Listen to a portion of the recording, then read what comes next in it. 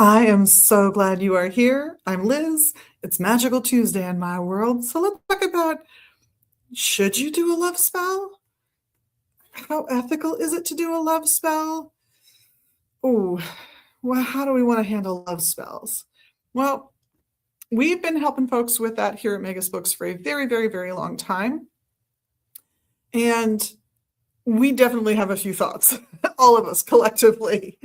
And the first one is, you see someone across a crowded room, you're at a party, and you want to go out with them. You find them attractive, you're single, you're available, you want to go out with them.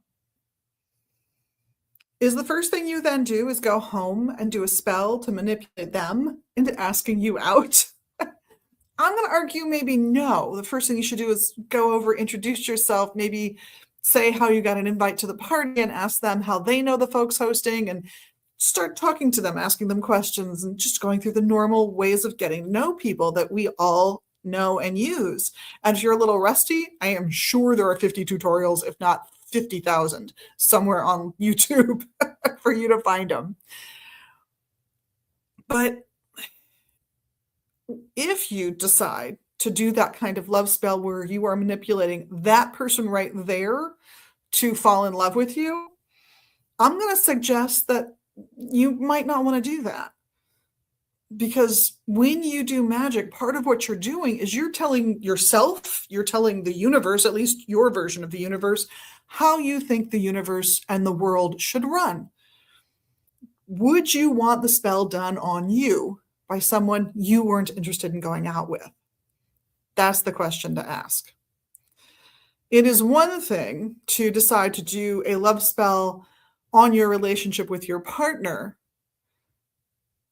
and you can even ask them in advance, is it okay if I enhance our relationship with a little magic? It's quite another to do spells on seemingly a random stranger to con them, basically, into asking you out. I'm going to suggest you don't want to live in that world, because that's a world where you can't trust people, because you never know who's going to do that kind of spell to you. And it's a world in which you've said that manipulation is fair game, and therefore you can be manipulated. I'm going to say that's not a great ethical position to lead your life from.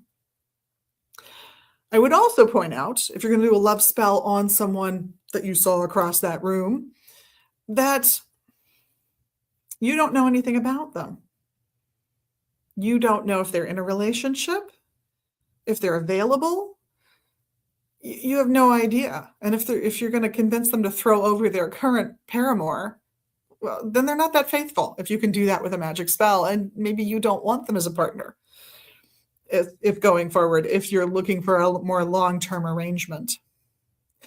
It's also, in my opinion, difficult to cast a spell on one specific other person, far more difficult than it is to cast a spell on yourself. A love spell on myself? Yes, you can cast a love spell on yourself. What would it look like? What would the goal be? Usually the goal is to make yourself more available for all kinds of relationships. And yes, that might mean you get a friend where you might have had a date, but friends are good too, and they're important too.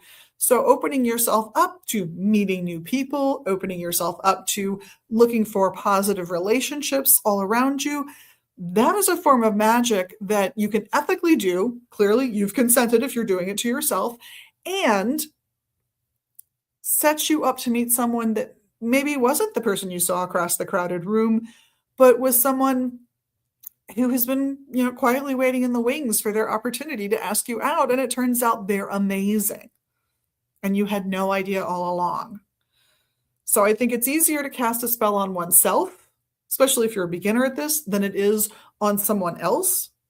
And I think it's easier to cast a love spell that doesn't deliberately try to manipulate someone into behaviors they wouldn't have done without the spell. And also, if you're convinced that spell did manipulate them, then you never know how they truly feel about you, because you've manipulated them out of that thought process.